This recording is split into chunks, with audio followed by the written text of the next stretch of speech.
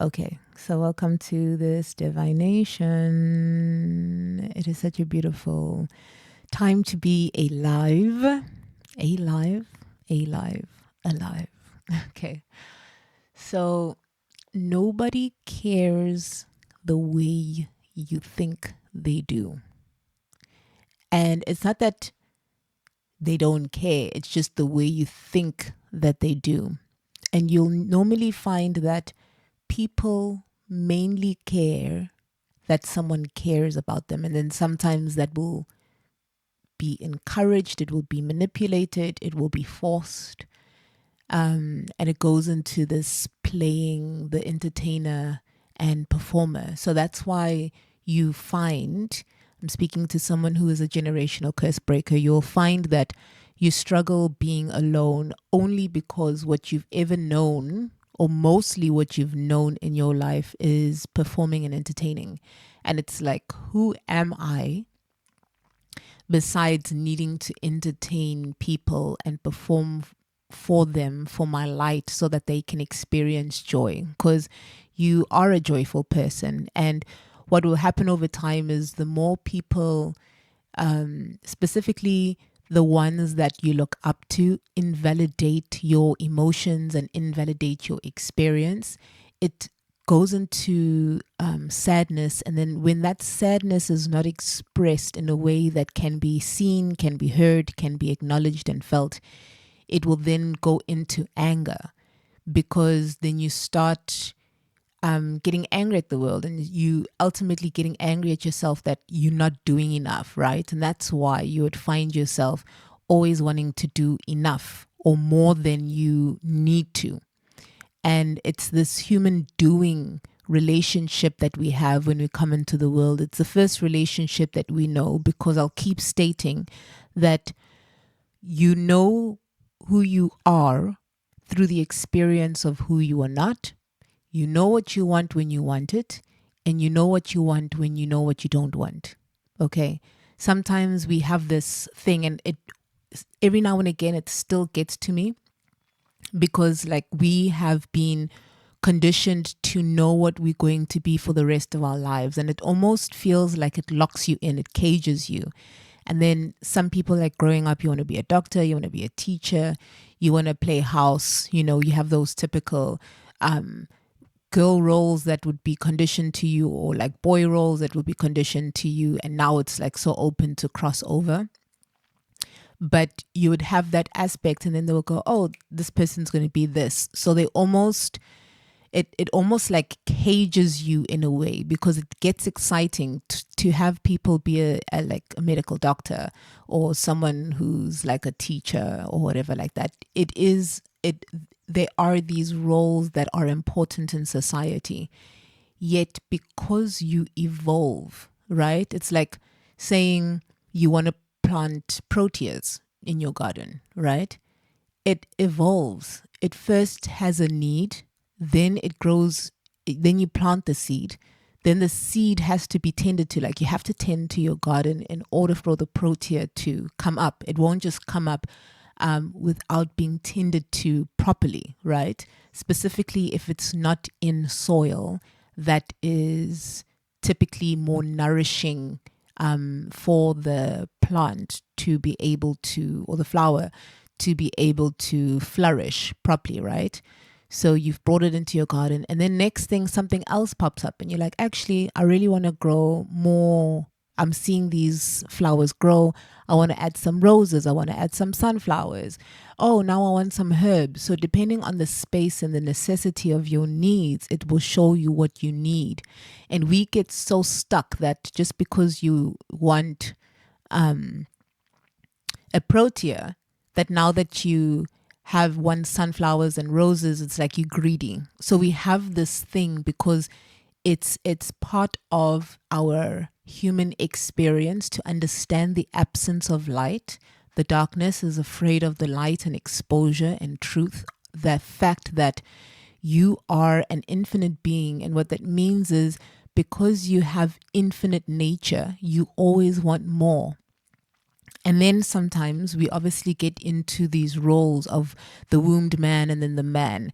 And then they'll say that for what men would find often is that the woman won't feel satisfied. They ever feel the sense of satisfaction. And you must understand, because we are wombed, the wombed man, because there's such internal power within, that we tend to, it's not in all cases, be tapped in more easily to divine feminine energy. Now, some people will say divine feminine energy is like a gender, and it can be associated with, but it is not it. It is an energy. It is an energy that runs through all of us, because it's almost like what we would call polarity. It will be called this push and pull. It will be called the divine feminine, the divine masculine. And what it is, it's the unseen being experienced in the seen world materialized. So the ideation phase is the feminine, the materialized is the masculine. And the expression of having the wombed man have a man come out is it's a physical representation of God, right? Because it is an expression of who we are and what we want materialized in this physical form. So you have an idea, you think about it, perhaps there's something that has inspired you that you've never seen before, and then you get that inspiration. And sometimes, which can be good, we look for others to see something that might be similar, and then sometimes we get stuck as if that is the only thing that can exist. And I'm telling you that there is more. You're always going to want more, not because it's a lack of satisfaction. And yes, if you are in the unhealed space and you're still in your wounds, it will come across as lack of appreciation and lack of appreciation, lack of satisfaction. So that's why when it comes to physical experience, the most closest experience from relationship, and I speak because this is the relationship I'm used to, is the wombed man and the man. That experience will be almost like the closest replication of, like, when you engage in intimacy, it's like the closest experience to be able to that orgasm, that that ecstasy, that experience of being alive. Yet if you aren't connected to the God within, and you're experiencing the God without, then you attract a person who's also experiencing a God without, even though they are giving you an experience of the God within. But because we are mirrors to each other, ultimately that's what you're going to see, right? You're going to see the absence of light that they are mirroring to you. And once again, I say it becomes so important to do self-mastery, to get to know yourself, like get to know your toes, get to know how often your toenails grow, get to know how often like your eyebrows grow. When do you need to tweeze if that's what you do? Or when do you need to groom yourself? Do you know what I mean? There are things that in this life experience you need to be able to understand on your own and experience on your own without needing someone to always witness. But it becomes a beautiful thing to witness. But we want them to witness our growth and our expansion, but yet we aren't willing to do that for ourselves. So there comes this opportunity where it's just like nobody cares the way you think they care. And you know, there's a saying that says, those who matter don't mind, and those who mind don't matter. Specifically because when you are surrounded by unconditional love, that means you are surrounded by infinite possibilities, and someone who is grounded and rooted within themselves won't mind your expansion, whether it feels like in that moment you're going ahead of them. Because when you are operating in unconditional love, it is not judgmental. It is not in competition, because the more I see beauty in me, I can see it in you. The more I see beauty in you, the more I can inspire you to see more beauty in you. But because in relationship, relationship is the main way you are going to be able to know thyself. And relationship doesn't mean in another, it means with yourself too. So energy, ultimately, if you look at the types of partners that you've had, if you've looked at the type of friendships that you've had, they represent something. So sometimes we can get so stuck on having them be the full representation that we want to force them. And then sometimes we can manipulate them to stay. But you must understand that we are renting time here.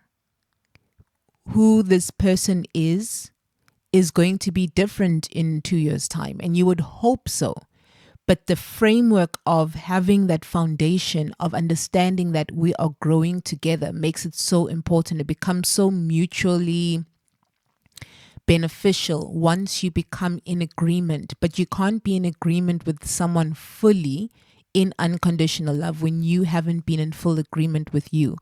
Because you as a whole entity, you have to be in agreement with your heart, what your heart says, your truth. You have to be in agreement with your spirit. Where is your spirit guiding to, being able to understand those messages? You have to be in union with your own mental, like being able to understand how to alchemize any low vibration into high vibration, and then be able to ground that into yourself. So be embodied of that love that you have, because ultimately, and then physically too, you need to be in union. What type of foods that you eat, the way in which your whole system, your microbiome is communicating to you, your heart is communicating to you. It is a feedback system that you must understand all goes back to you anyways. So if you don't care about yourself in the way that you need to, then you won't find that care from somebody else. And that's why I said those who matter don't mind, and those who don't matter do mind. So it becomes this differentiator to go, oh, the reason why I can fall in love with these people is because I'm falling in love with the aspects of light that I pour into them. But it becomes dangerous when you don't know who you are and you're pouring into someone, because that feedback, they are like you're a charging system, and they're going to drain from you. And if you aren't intentional about it, it becomes you. And that's why that feedback through the healing system in romantic relationships, it helps you understand that your sense of self-worth needs to be given by yourself only. They can never give it to you. No one can ever give to you what you need to give yourself. And once you understand that power, you allow someone to be in your space, in that holding space of unconditional love that says, if you want to be vulnerable with me, I'm not going to manipulate this information and then use it against you.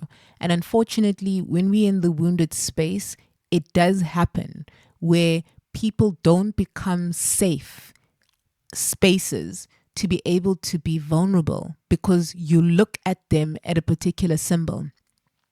And I wrote the other day that generally, this is just really general speak, you always got to take what resonates for you. For the man, he has been governed to be a money symbol and a physical protector, right? And then the wombed man is governed and looked at as a sex symbol and needs this, and has been seen to be weaker physically. But this is the thing with the wombed man and the man together in that formation. Remember, I said I'm speaking specifically for what I know, that relationship between a wombed man and a man. For any same sex, there's certain things that can definitely apply, but I'm just speaking from this connection. So what was I speaking about? Let me remember. The wombed man, that connection. Yeah. So as the wombed man, remember, you are tapped more deeply into divine feminine energy, more deeply tapped into the unseen. And then when the man comes out of you, that physical expression materialize, he gets to help you in that physical form, because there is more of that physical strength. Because you as the wombed man are the protector of the emotional and spiritual world. But if you as the wombed man are leaking, there are energetic leaks, and you are an unsafe holding space untrustworthy spiritually and emotionally, you will find someone who will abandon you and reject you. So that's why you feel that in relationship. We've all been there. Some of you might be going through that. But it's just for you to learn that the next time you go into relationship, you must understand that we are mirrors. And if you can take accountability for that and not have to blame someone, you become so much more empowered in who you are. Then you seek less external validation because you are so connected to the God within you and you're not seeking the God without you.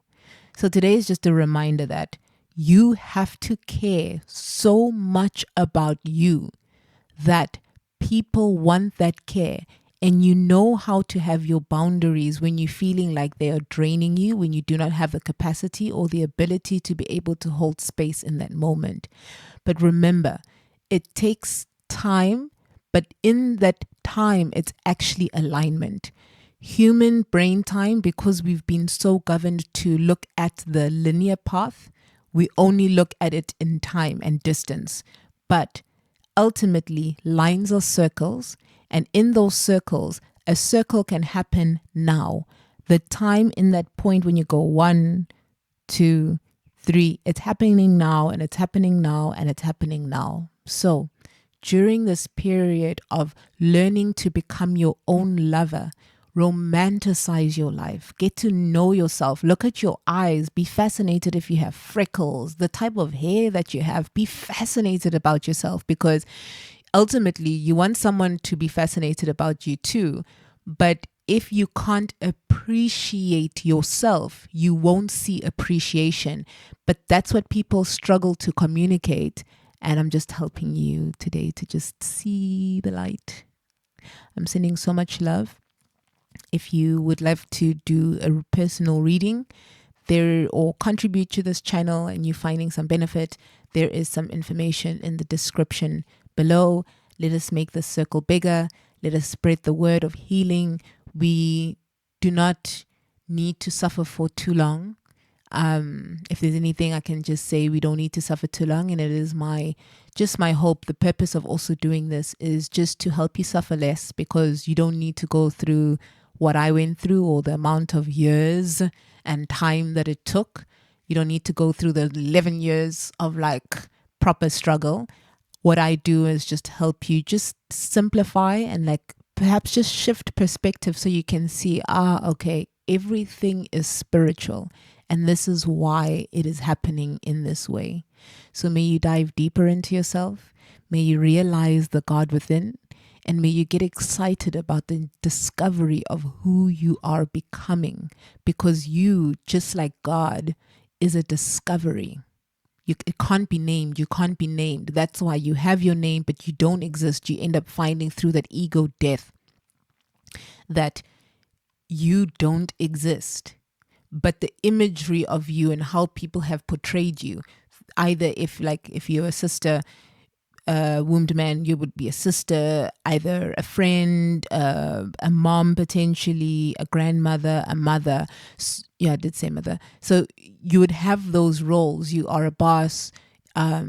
Perhaps you are serving someone else instead. So someone else is your boss. So there's different roles in which you have, and that's what gives us opportunity in relationship, and it helps us in alchemy, because the best way to learn is relationship, and that's where God resides, in the key of understanding that I am a discovery. Don't try to contain me. Just like how you don't like people containing you and you love your freedom, gift yourself that freedom today. Sending so much love. Okay, bye.